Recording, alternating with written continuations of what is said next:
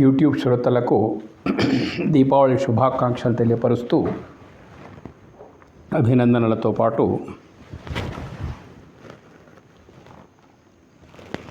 ఈరోజు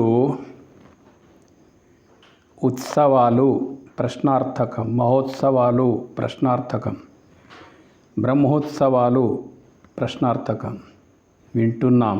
ఈ మాటలన్నీ ఉత్సవాల గురించి వింటున్నాం. ఆచరణలో ఏం చేస్తున్నాం అనేది ఈనాటి అంశం ఉంటుంది అన్నట్టు. మొత్తం మీద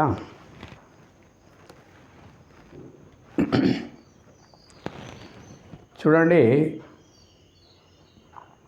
మనకు ఎన్నో పండగలు వస్తూ ఉన్నాయి. పండగలలో అత్యధిక శాతం పండగల యొక్క నేపథ్యం దుష్ట సంహారమే ఉంటుందన్నట్టు.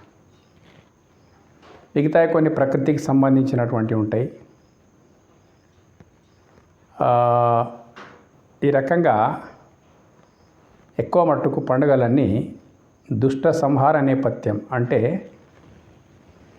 రాక్షస సంహారానికి సంబంధించినటువంటి, రాక్షసుల యొక్క సంహారానికి సంబంధించినటువంటి పండుగల నేపథ్యమే చాలా ఉంటాయి. ఇది ఈరోజు దీపావళి కూడా. నిన్న చతుర్దశి, ఇప్పుడు అమావాస్య. నిన్నటి రోజు నరకాసురుని యొక్క హననము జరిగిపోయింది. లోకాన్ని పట్టి పీడించి ముల్లోకాలను గడగడలాడించినటువంటి భూమి మీదనే ఇంద్రాది దేవతలకు వాళ్ళ లోకాల లోపల, భూమిపైన, ఇంద్రలోకం పైన నరకాన్ని, తన దుర్మార్గం ద్వారా నరకాన్ని చూపించినటువంటి వాడు కాబట్టి నరక అసురుడు అంటే రాక్షసుడు అని అర్థం అన్నట్టు. శ్రీకృష్ణుడి సుదర్శన చక్రం ద్వారా 2 ముక్కలైనటువంటి నరకాసురుడు, ఆయన సంహారం ద్వారా, నరకాసురుని యొక్క సంహారం ద్వారా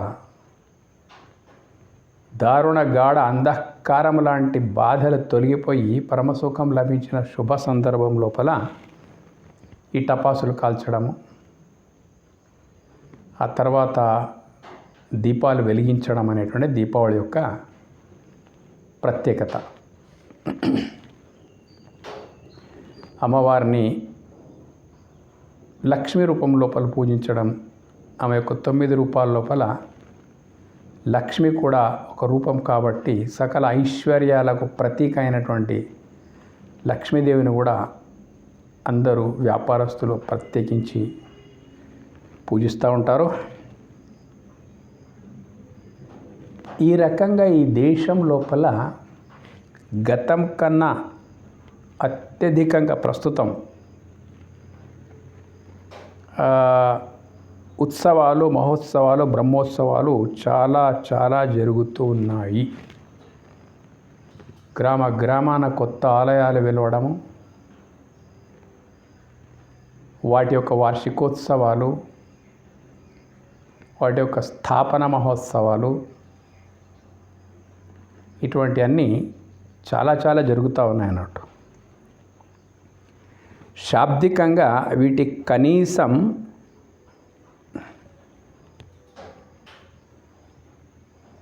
ఎట్లుంటుందంటే, ఈ ఉత్సవాల యొక్క వీటి కంపనం భూమిని కంపింపజేస్తున్నాయి. ఏ ఉత్సవం తీసుకోండి, టపాసులు, బాజా భజంత్రీలు, డీజే సౌండ్లు, డ్యాన్స్లు, ఇవన్నీ గంగా ప్రవాహంలాగా లెక్కకు అందని ధనరాశులు వీటి కొరకు వస్తూ ఉంటాయి. అట్లాగే ఖర్చు చేస్తూ ఉంటారు అన్నట్టు. మొత్తం మీద గంగా ప్రవాహంలాగా వచ్చి పడతాయి నిధులు దీని కొరకు. చాలా విచిత్రమైనది ఏంటంటే, ఇలాంటి ఉత్సవాలు మేము నిర్వహిస్తున్నాము అని అంటే చాలామంది ముందుకు వచ్చి సహాయం చేస్తూ ఉన్నది మా 50 సంవత్సరాల ప్రచార చరిత్ర మాది చూస్తూ ఉన్నాం. కానీ ఎక్కడైనా జ్ఞానానికి సంబంధించినటువంటి కార్యక్రమం పెడదాము అని అంటే, ఈ భౌతిక ఉత్సవాలు ఏవైతే ఉన్నాయో వీటికి అయ్యే ఖర్చులో జ్ఞాన సంబంధమైనటువంటి సద్గురు ప్రవచనాలు, అలాంటివి ఉంటాయి. అందులో ఏమి ఎక్కువ ఖర్చు ఉండదు, కానీ ఎవరు ముందుకు రారు. సరే, ఎవరైనా ఖర్చు పెట్టి చేయిస్తున్నారంటే వినే శ్రోతలు కూడా రారు. మరి ఇక్కడ వాళ్ళకి ఏం దొరకదు. సత్సంగాల లోపల, మహాత్ముల ప్రవచనాల లోపల దొరకంది ఏమిటి? ఆ ఉత్సవాల లోపల దొరికేది ఏమిటి అనేటువంటిది మనం ప్రశ్న వేసుకుంటే చాలా బాధాకరమైన అంశం బయటకు వస్తున్నట్టు. ఈ ఉత్సవాల పీరియడ్ జరిగేటువంటి వాటికి జన సమీకరణ ఇసుక వేసిన కింద రాలనంత విపరీతంగా జనం ఉంటుందన్నట్టు మొత్తం మీద. అయితే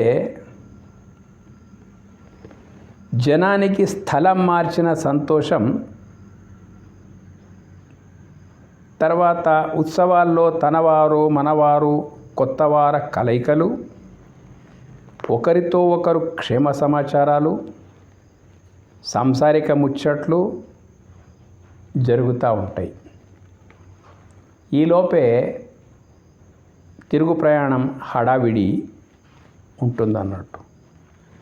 మనసు యొక్క ప్రత్యేకత అది. ఏ చంచలత్వంతో కూడుకున్నటువంటిది. ఇంట్లో ఉంటే ఉత్సవాలకు పోవాలనిపిస్తుంది, ఉత్సవాలకు పోయిన తర్వాత ఇంటికి రావాలనిపిస్తుంది. హడావిడి సమయం సమీపిస్తుంటుంది. మహిళలైతే ఆయా టైంకి ఇంటికి పోవాలని అనుకుంటుంటారు, వాళ్ళ బాధ్యతలు ఉంటాయి. ఈ పరిస్థితి లోపల మనకు లభించే ఉత్సాహం క్షణికమై ఉంటుంది. క్షణికం అంటే అది ఏం ఉత్సాహం అంటే నీటి మీద వ్రాసిన వ్రాతల్లా వెంటనే మాయమైపోతుంటుంది అన్నట్టు ఇలాంటి ఉత్సవం. ఎందుకంటే ముందు వస్తుంది ఉత్సవాలు అంటే ఏంటిదో ముందు వస్తుంది, అప్పుడు మీకు తెలిసి వస్తుంది. ఇట్లా అయిపోతుంది అన్నట్టు. ఇట్లా ఇట్లా పోతాం, అంతా అయిపోయింది. కారణం, మనకు ఉత్సవాల అర్థం నిర్వహించే వారికి తెలియదు. పెద్ద పెద్ద ఉత్సవాలు నిర్వహిస్తాయి, పత్రికల్లో రాస్తాను మహోత్సవాలు, ఈ ఉత్సవాలను రాస్తూ ఉంటారు, వాళ్ళకి తెలియదు. సామాన్య భక్తులకు అస్సలే తెలియదు. ఇలా ఎంతో వ్యయ ప్రయాసలతో నిర్వహించే ఉత్సవాలు వాళ్ళు బాగా కష్టపడతారు. ఉత్సవ నిర్వాహకులు కూడా డబ్బు కలెక్షన్ చేయడము, ఖర్చు పెట్టడము, పెద్ద పెద్ద అలంకరణలు చేయడము, జనాకర్షణమైనటువంటి ఫ్లెక్సీలు పెట్టడము, పూల అలంకరణలు చేయడము, ఏం చేయాలని అవంతా బ్రహ్మాండంగా టపాసులు కాల్చడము, ఈ రకంగా చాలానే ఖర్చు పెట్టి నిర్వహిస్తూ ఉంటారు. ప్రయాస కూడా చాలా, నిద్ర ఆహారాలు మానుకొని వాళ్ళు పనిచేస్తూ ఉంటారు ఉత్సవ నిర్వాహకులు. చివరికి పిల్లల బొమ్మలాటల్లా సాగిపోతూ ఉంటాయి. ఉదాహరణకి వినాయకుని నవరాత్రులు మీకు చాలా బాగా అర్థమైపోతాయి అనుకుంటా. ఏముంటుంది వినాయకుని యొక్క నవరాత్రుల లోపల? ప్రతిరోజు ఇలాంటి కార్యక్రమాలే వినాయక మంటపాల లోపల జరగడము, హాయిగా భోజనం చేయడము, ఇంటికి పిలవడం, కల్చరల్ కార్యక్రమాలు ఉంటాయి. ఎక్కడ కూడా ప్రవచనాలు ఆ మంటపాల లోపల జరపడం అనేటువంటిది జరగదు. పిల్లల బొమ్మలాటల్లా సాగిపోతూ ఉంటాయి అన్నట్టు ఉత్సవాలన్నీ. కాకపోతే ఇక దొరికేది ఏంటిదంటే, పోయినటువంటి వాళ్ళకు కొంచెం దొరుకుతుంది. కాకపోతే ఇల్లు విడిచి కొంతసేపు బయట గడపడం, సంతను చూడడం వల్ల అదొక రకమైన ఆహ్లాదం లభిస్తుందే తప్ప ఉత్సాహం అనేదానికి అర్థం వేరే. ఉత్సవాలు అనేదానికి ఉత్సవం అంటే ఏమిటి వాస్తవంగా అనే మాటకు వస్తే, అనేక సమస్యలతో చపలమైతూ ఉండేటువంటి మనసు, అనేక చింతలతో, అనేక వికారాలతో, కామ క్రోధ లోభ మోహ మద మత్సరాలు ఏవైతే ఉన్నాయి కదా, ఈ 6 శత్రువులు ఏవైతే ఉన్నాయి కదా, రకరకాల మన సంస్కారం ఎంత మనకు తక్కువ ఉంటే అన్ని రకాల మనసే పెనుభూతమై మట్టి కరిపిస్తూ ఉంటుంది. చంచలమైనటువంటి మనసు.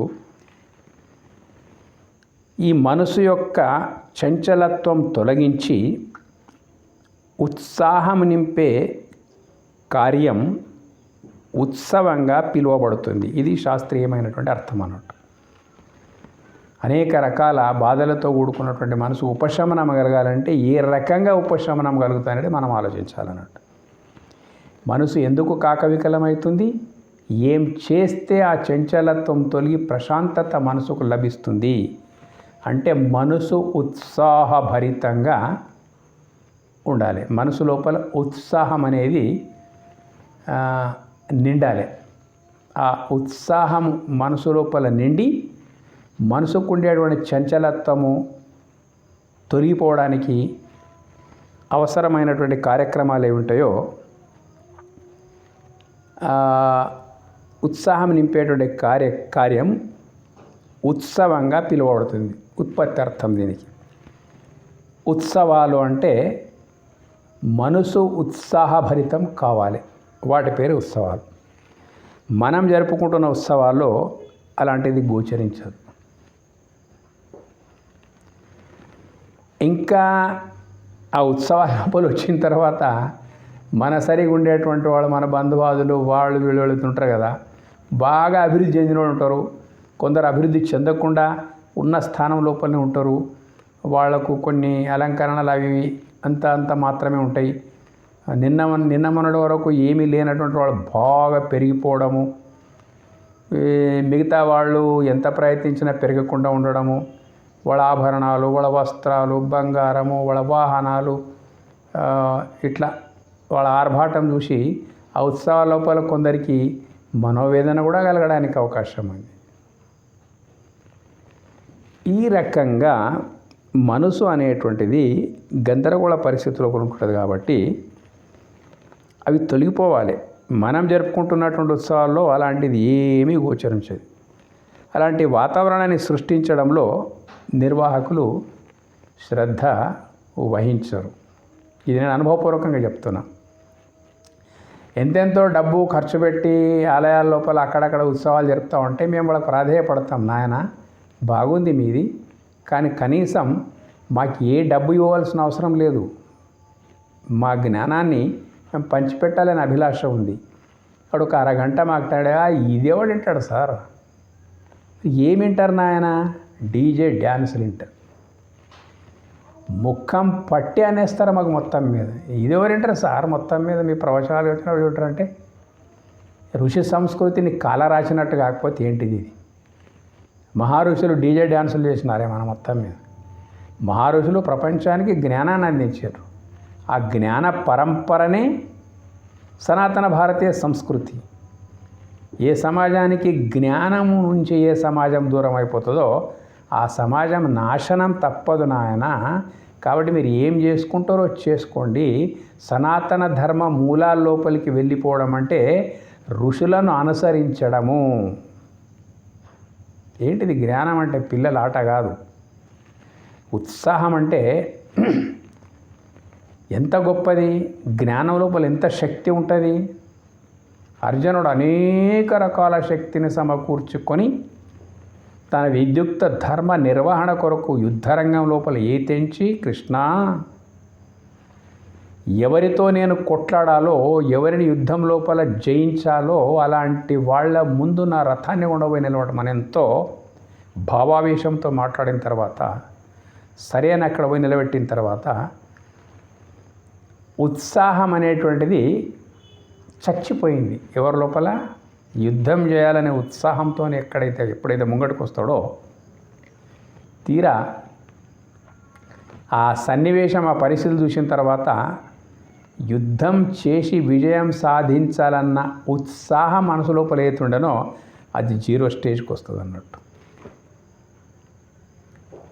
అప్పుడు దాన్ని మళ్ళీ నింపాలి, ఉత్సాహాన్ని నింపి సింహంలా ఆయనకు తయారు చేయాలంటే ఏం జరిగింది అక్కడ ఒకసారి అర్థం చేసుకోవాలి. భగవద్గీత మొత్తం మనిషిలో చెరగని ఉత్సాహాన్ని నింపి విద్యుక్త ధర్మాన్ని సమర్థవంతంగా నిర్వహించేటందుకొరకు కారణమైనటువంటి మానసిక ఉత్సాహం ఏదైతుందో జ్ఞానం ద్వారా నింపింది అన్నట్టు.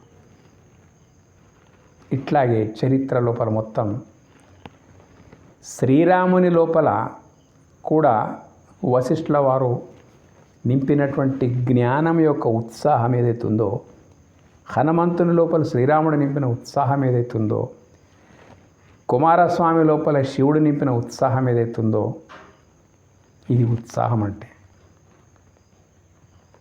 మనసు లోపల ఇలాంటి ఉత్సాహాన్ని నింపేటువంటిదే జ్ఞానం. ఆ రకంగా శ్రీకృష్ణుని ద్వారా బోధింపబడినటువంటి వాడై మహా ఉత్సాహభరితుడైపోయి చెప్తాడు, నష్టో మోహ స్మృతిర్లబ్ధ్వా త్వత్ప్రసాదాన్ మయాచ్యుత స్థితోస్మి గత సందేహ కరిష్యే వచనం తవ. నా మోహం తొలగిపోయింది, మనసు యొక్క చపలత్వం ఉడిగిపోయింది.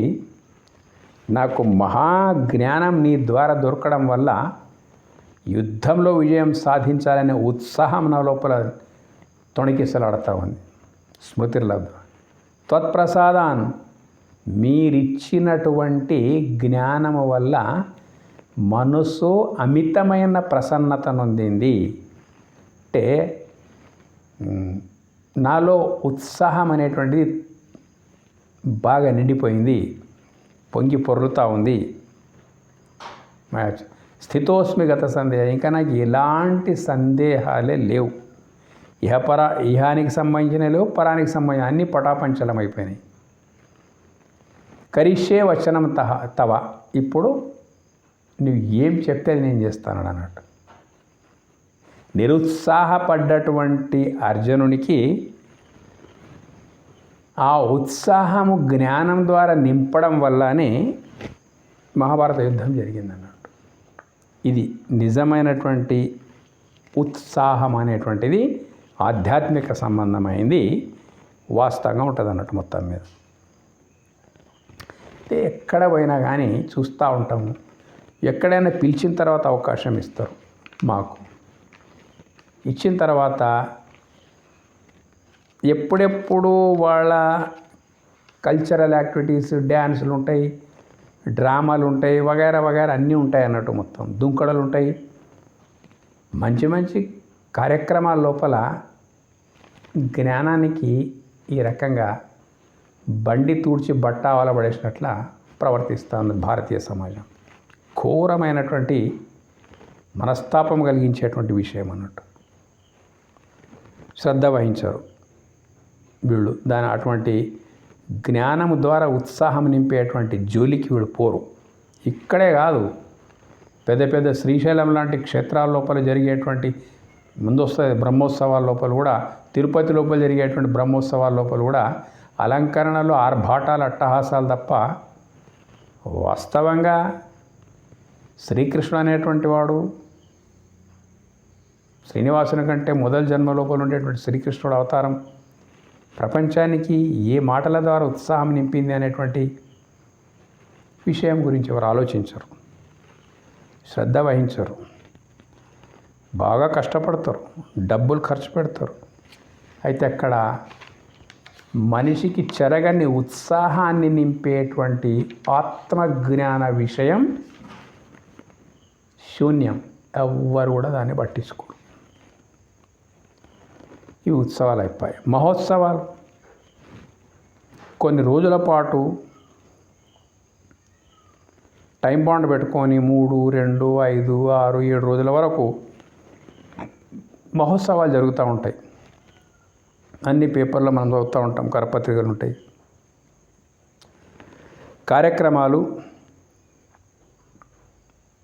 పట్టరాని ఉత్సాహంతో, మనసు నిండి ఆనంద పారవశ్యంతో నింపగల కార్యాలను మహోత్సవాలు అంటారు. మన ప్రాచీన ఋషులు జ్ఞానహీనమైనటువంటి దేన్ని కూడా ఉత్సాహం కిందికి పరిగణించలేదు. మనిషి లోపల ఉత్సాహం నింపేటువంటి మనసుకుండే చపలత్వాన్ని దూరం చేసేటువంటి ప్రక్రియ ఏదన్నా ఉంటే దానికి ఉత్సవాలు అని అంటారు అన్నట్టు. కొంతనన్నా అందులోపల ఉండాలి. మొత్తం ఉప్పే ఉండదు వంటల లోపల, కానీ ఉప్పు లేకుండా షణ్ణాం రసానాం లవణం ప్రధానం అన్నారు. అన్నీ కూడా ఆధ్యాత్మికమైన కార్యక్రమాలతో నింపమని మా ఉద్దేశం కాదు. కార్యక్రమాలు అన్ని వంటకాలు అయిపోతే అందులోపల ఉప్పు కనుక లేకపోతే ఏదాని రుచి ఎట్లుండదో, ఈ ఉత్సవాల లోపల జరిగే వివిధ కార్యక్రమాలు టైంపాస్ ఏవైతే జరుగుతూ ఉంటాయో అట్లా ఖచ్చితంగా క్రమశిక్షణబద్ధమైనటువంటి గురు జ్ఞానానికి సంబంధించినటువంటి కార్యక్రమం కూడా ఉంటేనే అది మహోత్సవము అనబడుతుంది అన్నట్టు. ఇందులో పారమార్థిక జ్ఞానానికి సంబంధించిన విషయంలో ఏముండాలి? ప్రవచనాలు ఉండాలి, శ్రావ్యమైనటువంటి సంగీత భరిత గానామృతం ఉండాలి. పాటలు కూడా చాలా అద్భుతమైన అర్థంతో కూడుకుని ఉంటాయి కాబట్టి అటువంటి వాటికి కూడా అవకాశం ఇవ్వాలి. గానామృతము, పారమార్థిక జ్ఞానానికి సంబంధించినటువంటి ప్రవచనాలు, ఆ తర్వాత వేద మంత్ర ఘోషతో కూడుకున్నటువంటి యజ్ఞాలు కూడా ఉండాలన్నట్టు. ప్రవచనాలు ఉండాలి, సంగీత సభ ఉండాలి,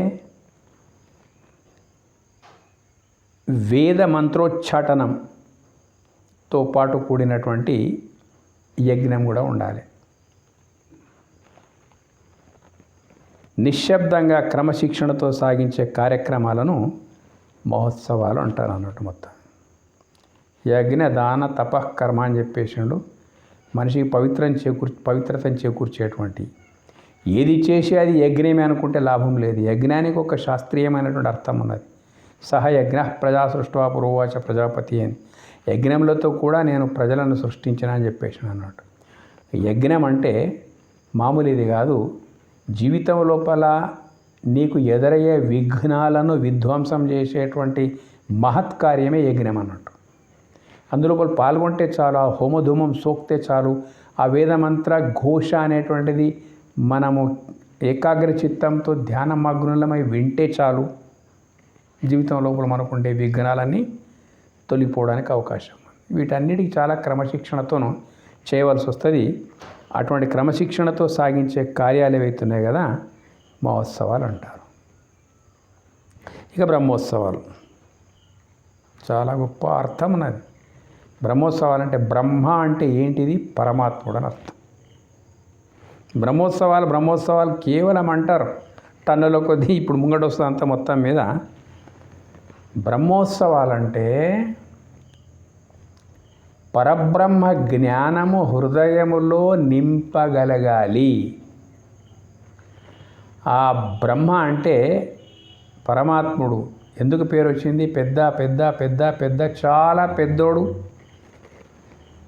ఏ పెద్ద అండపిండ బ్రహ్మాండాలన్నీ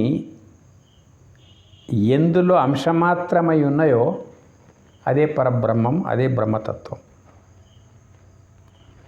అంతులేని పరబ్రహ్మతత్వం. ఇక్కడంతా బ్రహ్మవేత్తలు ఉండాలి. బ్రహ్మోత్సవాలంటే బ్రహ్మవేత్తలు ఉండాలి, జిజ్ఞాసులైనటువంటి జ్ఞాన పిపాసులు ఉండాలి. అటువంటి స్థలాల లోపల ఈ రోజుల లోపల ఏంటంటే నరజన్మకు వచ్చిన తర్వాత గురువు యొక్క దీక్ష చాలా అవసరం ఉందన్నట్టు. మనం అడ్వాన్స్గా ప్రకటించాలి. బ్రహ్మోత్సవాలు పెద్ద పెద్ద దేవస్థానాల లోపల బ్రహ్మోత్సవాలు ఉంటాయి. శాంభవి దీక్ష లాంటి కార్యక్రమాలు ఎలాగో ఖర్చు అయిపోతుంది కదా, శాంభవి దీక్ష లాంటి కార్యక్రమాలు పెట్టి మనము పేపర్ డిక్లరేషన్ ఇవ్వాలి. ఏంటంటే నరజన్మకు వచ్చిన తర్వాత గురుదీక్ష చాలా అవసరం ఉంటుంది. ఈ గురువులు ఎక్కడ ఎట్లా అనేటువంటి సందిగ్ధం మీకు అవసరం లేదు. గొప్ప గొప్ప గురువులను తెచ్చి ఇక్కడ ఏర్పాటు చేస్తూ ఉన్నాం. ఎవరు ఏ గురువు ద్వారానన్నా తీసుకోవచ్చు అనేటువంటి సువ్యవస్థితమైనటువంటి వ్యవస్థను ఏర్పాటు చేసేసి జన్మ పావనమయ్యేటందు కొరకు దీక్షా సంస్కారాల యొక్క ప్రక్రియ కూడా ఖచ్చితంగా పెట్టాలి. తర్వాత దీక్షితులైనటువంటి దీక్ష తీసుకున్నటువంటి వాళ్ళు ఎవరైతే ఉంటారో వాళ్లకు ప్రత్యేకించి ఎక్కువ శాతం ఆ దీక్ష ఎందుకు తీసుకోవాలి, మంత్రోపదేశం అంటే ఏంటిది, మంత్రజపం ఎలా చేయాలి, తర్వాత ఆహార విహారాది నియమాలు ఎట్లా ఉండాలి, ఇటువంటి అన్ని పరబ్రహ్మ జ్ఞానానికి సంబంధించినటువంటి దీక్షకు సంబంధించినటువంటి కార్యక్రమాలు బ్రహ్మోత్సవాల లోపల ఖచ్చితంగా ఉండి తీరాలి. నేను అనకూడదు కానీ ఇలాంటి కార్యక్రమాలు ఏ దేవస్థానాలు పెట్టాయి, అవే అర్చనలు, అవే అభిషేకాలు, అవే టన్నుల కొద్ది పూల అలంకరణలు, వీధుల లోపల ఊరేగింపులు, ఏమిటో ఎక్కడ ప్రాచీన ఋషి సంస్కృతి విలువలు అనేటువంటి క్షీణించిపోతున్నాయి. ఎవరు కాపాడలేదానికి మొత్తం మీద జరుగుతూ ఉంది. ఇట్లా ఆకాంక్షను తీర్చగల వ్యవస్థలు, సద్గురు ఉపదేశాలు, అందరికీ లక్షలాది మందికి శాంభవి దీక్ష లోపల పాల్గొని మీ జన్మ ధన్యం చేసుకోండి అని చెప్పి దాన్ని అలవాటు వేయాలి. అలవాట్లు లేవు మన దగ్గర. మహాత్ముల అమృత వాక్కులతో మనసు బ్రహ్మానందంతో నిండిపోవాలి. ఆ స్ఫూర్తిని అలాగే కొనసాగించుకుంటే అదే జన్మ ధన్యతకు కారణమవుతుంది. మొత్తం మీద కారణం కావాలి. వీటిని బ్రహ్మోత్సవాలు అంటారు అన్నట్టు. పెద్ద పెద్ద దేవస్థానాల లోపల మాత్రమే సాధ్యమయ్యే ఈ ఉత్సవాలు ఈరోజు ఏమైపోతున్నాయి, ఆర్భాటాలు అట్టహాసాలకే పరిమితమైపోతున్నాయి. ఏం చేస్తారో, ఎందుకు ఈ దానికి శ్రద్ధ వహించారో నాకు అస్సలే అర్థం కాదు. డాంబిక ప్రదర్శనలు, బ్రహ్మోత్సవాలకు వస్తారు పెద్ద పెద్ద నాయకులు, పెద్ద పెద్ద శ్రీమంతులు, పెద్ద పారిశ్రామికవేత్తలు వస్తారు. వాళ్ళ దర్శనాలకు ప్రత్యేకమైన ఏర్పాట్లు చేస్తారు, అత్యధికమైన ప్రాధాన్యతనిస్తారు. లా అండ్ ఆర్డర్ ప్రాబ్లం కొరకు అందరికీ ఎక్కడికక్కడ కంట్రోల్ చేయడము, ఇట్లా బ్రహ్మోత్సవాల పుణ్యకాలం తీరిపోవడం. టన్నుల కొద్ది పుష్పాలతో మూర్తులను అలంకరించడము, ఊరేగించడము, పూజ అర్చనలతో సరిపెట్టుకోవడము, ఆ తర్వాత కార్యక్రమం సమాప్తం. ఋషి సంస్కృతి యొక్క వ్యక్తీకరణ ఎక్కడ జరగదు. మొత్తానికి సనాతన ధర్మం యొక్క ఆంతర్యం, విధి విధానం ఇంతటితో సరిపోదు. మనది సనాతన ధర్మం. ఇట్టి ఉత్సవాల నేపథ్యంలో ఏం చేయాలి? మొత్తం మీద భారతీయ సనాతన వైదిక ధర్మం యొక్క మూల ఉద్దేశం నాటి ఋషుల అనుసరణ, వాళ్ళ ఆచారం, గురు శిష్య పరంపర మౌలిక లక్ష్యాలు నెరవేర్చకుండా నిర్వహించే ఉత్సవాలు కాగితం పులి, కాగితం పువ్వులా మిగులుతున్నాయి తప్ప ప్రపంచానికి వాటి నుంచి కలగవలసినంత ప్రయోజనం కలగడం లేదు. సాగర సమానమైనటువంటి సనాతన సాహిత్యం యొక్క విలువల పరిచయం పెంపొందే విధంగా సామాన్యుడికి సైతం సనాతన వైభవం అంటే ఇది కదా, ఇంత గొప్పదై ఉంది కదా అన్న స్ఫూర్తి ప్రతిబింబించబడాలి. గొప్ప విద్యావంతులు వినడము, చదవడము, తెలుసుకోవడానికి సుముఖులై ఉండాలి. గొప్ప విద్యావంతులు పొట్టబోసుకోవడానికి దేశాలు తిరిగిపోతా ఉన్నారు తప్ప మన దేశం ఏమైపోతుంది అనేటువంటి విషయం ఆలోచించడానికి జ్ఞానం, కొంచెం సాంకేతిక పరిజ్ఞానంతో సహా ఆధ్యాత్మిక జ్ఞానాన్ని కూడా నింపుకోవాలనేటువంటి చింత ఎవ్వరికి కూడా లేకపోతుంది అన్నట్టు. అయితే అట్లా ఉన్నప్పుడే మన ఉత్సవాలకు, మహోత్సవాలకు, బ్రహ్మోత్సవాలకు విలువ అనేటువంటిది ఉంటుందన్నట్టు. ఇట్టి విలువలు పెంచని కారణంగా ఎంత చేసినా పరిణామం ఏమొస్తుంది? డే బై డే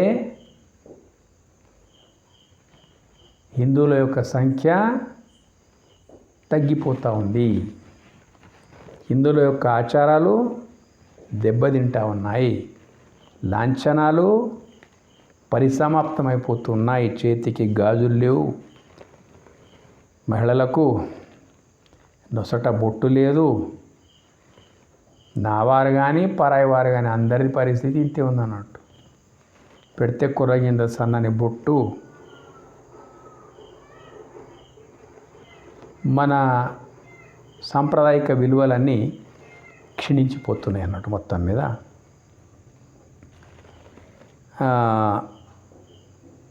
ఎంత చేసినా మన సంఖ్య తగ్గిపోతూ ఉంది. చాలా బాధాకరమైన విషయం.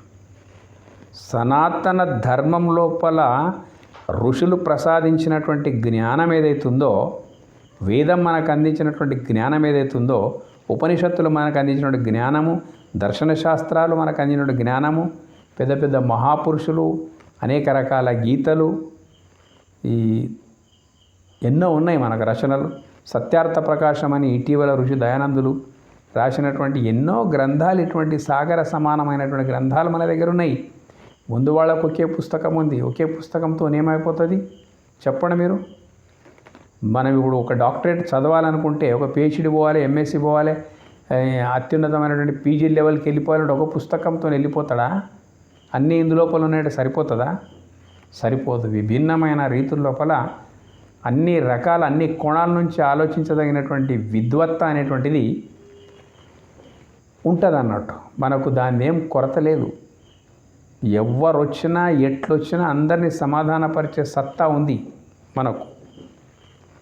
అయితే వాటి జోలికి మనం వెళ్ళిపోకపోవడం వల్ల అటువంటి విద్యను ఆర్జించి ప్రసాదించే సాహిత్యం పరిచయం లేకపోతే ఏదీ నిలబడదు. కమ్యూనిజం అయినా సాహిత్యంతోనే, క్రిస్టియానిటీ అయినా సాహిత్యంతోనే, ఇస్లాం అయినా సాహిత్యంతోనే. ఈ అన్ని సాహిత్యాలకు మొదటి సాహిత్యం, పరిపూర్ణమైనటువంటి సాహిత్యం సనాతన సాహిత్యం, పరిపూర్ణమైనటువంటి సాహిత్యం.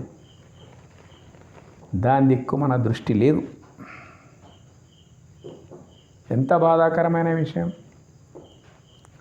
విధర్మీయులు నీ మత గ్రంథం ఏదైనా టక్కన చెప్తారు, ఇంకా లోపలి కొన్ని విషయాలు అడిగితే చెప్పేస్తారు. మన దగ్గర అలాంటి పరిస్థితి కొరబడిపోతుంది. మనం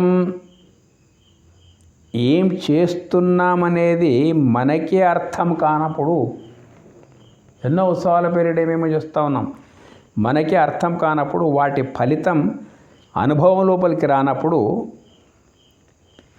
మన జాతి తగ్గిపోవడం, మన యొక్క పతనం వైపు మనం పయనించడం ఆటోమేటిక్ జరిగిపోతుంది అన్నట్టు. కాబట్టి మేము చెప్పే సారాంశం ఏమిటంటే, ఉత్సవాలు అంటే ఖచ్చితంగా నీ లోపల ఆత్మకు సంబంధించినటువంటి ఉత్సాహము నింపగలిగిన వాటినే ఉత్సవాలు అనడానికి అవకాశం ఉంది. లేకపోతే అవి కాగితం పువ్వులాకనే మిగిలిపోతాయి. ఖర్చు తప్పదు, ప్రయాస తప్పదు. ఈ రకంగా భారతీయ సమాజం అనేటువంటిది ప్రాచీన ఋషులు ప్రసాదించినటువంటి జ్ఞాన వైభవం వైపు కొంచెం దృష్టి మరల్చి జ్ఞాన సముపార్జన అనేది జరగాలి. భగవద్గీత లోపల ఒకటే చెప్పి, ఏంటిది గొప్ప తప్ప ప్రపంచం లోపల అంటే, నహి జ్ఞానేన సదృశం పవిత్రమిహ విద్యతే. అర్జున, ప్రపంచం లోపల జ్ఞానానికి సమానంగా శక్తివంతమైన పవిత్రమైన ఇంకొకటి లేదు. జ్ఞానానికి మించి పవిత్రమిహ విద్యతే, ఈ లోకం లోపలనే లేదు. తత్స్వయం యోగ సంసిద్ధ కాలేనాత్మని విందతి. కాబట్టి దాన్ని స్వసంవేద్యం ద్వారా స్వయంగా దానికి శ్రమించి, ఎక్కడ మనకు అర్థం కాదో అక్కడ అనుభవజ్ఞులను ఆశ్రయించి, అది కూడా చెప్పాడు భగవద్గీత లోపల, తద్విద్ధి ప్రణిపాతేన పరిప్రశ్నైన సేవయ. ఈ రకంగా వాళ్ళతోనే నీవి జ్ఞానాన్ని వినాలి. ఏంటిది జ్ఞానం అనేటువంటి విషయం తెలుసుకుంటే ఆ జ్ఞానులైనటువంటి వాళ్ళు మీకు తెలపడానికి సిద్ధమున్నారు. కాబట్టి నహి జ్ఞానేన సదృశం పవిత్రమిహ విద్యతే అన్నాడు అన్నట్టు. ఇంకో దగ్గర, అర్జున నేను నీకు చెప్తున్న మాట ఏమనుకున్నావు, కథ కాదు, కమిష కాదు, ఏం కాదు. ఋషిభిర్ బహుధా గీతం ఛందోభిర్ వివిధ పృథక్ బ్రహ్మసూత్ర పదైశ్చైవ హేతుమద్భిర్ వినిశ్చిత అని చెప్పిన. నేను నీకు చెప్తున్న మాటలు నా సొంతవి కావు నాయన, పూర్వ పరంపర నుంచి వస్తున్నది. ఋషిభిర్ బహుధా గీతం, అనేక ఋషులు అనేక రకాలుగా పాడుకున్నటువంటిది, చెప్పుకున్నటువంటి జ్ఞానం నాన్న. బహుధా గీతం. వేదం మీద ఒక్కొక్క ఋషి ఒక్కొక్క భాష్యము, ఒక్కొక్క ఋషులు ఒక్కొక్క ఉపనిషత్తు విజ్ఞానం అంతా ప్రసాదించినటువంటిది ఉన్నది. బహుధా గీతం. ఛందోభిర్ వివిధ పృథక్. ఛందశాస్త్రాలంటే వేదాల లోపల వివిధ రూపాల లోపల పరమార్థ తత్వం యొక్క అభివర్ణన జరిగిపోయింది.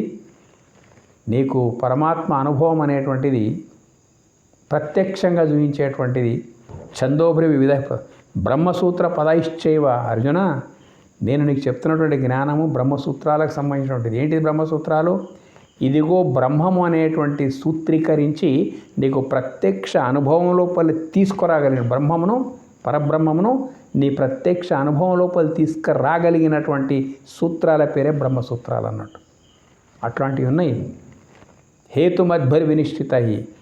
ఎవరు ఈ భూగోళం లోపల ఎవరు ఏ మూల నుంచి ముల్లోకాల లోపల ఉన్నటువంటి వాళ్ళు కూడా ఎవరు ఏ మూల నుంచి ఏ రకంగా ప్రశ్నించినప్పటికైనా కానీ సంపూర్ణ రీతి లోపల సమాధానపరిచి ప్రత్యక్ష సమాధిని ప్రసాదించగల శాస్త్రం నాయన నీకు చెప్తున్నా, నేను విను బాగా అన్నట్టు. ఎవరు ఎక్కడున్నారు, ఎక్కడ భారతీయ సమాజం ఏమైపోతున్నది? ఒకరోజు భూమండలాన్నంతా ఏకచక్రాధిపత్యం కింద ఉంచి విశ్వగురుగా ప్రసిద్ధిగాంచినటువంటి ఈ దేశం ఏం తక్కువ లేదు మునుపటికిప్పటికి. సాహితీ వైభవం అపారంగా పెరిగిపోయిన పుస్తకాల లోపల ఉన్నది, మహాత్ముల వాక్కుల లోపల, నోట్ల లోపల ఉన్నది. కానీ జన హృదయాల లోపలికి అది ఎందుకు పోవడం లేదంటే హృదయ కవాటాలు మూసుకొని కూకున్నది జనం. తెరుచుకోండి, ఉత్సాహం మనసు లోపల నింపుకోండి అని ప్రాధేయపడుతున్నా మీకు. ఇది మీకు నచ్చితే సబ్స్క్రైబ్ చేయండి. కొంచెం మాటల విలువను గమనించడానికి ప్రయత్నించండి. ధన్యవాదాలు.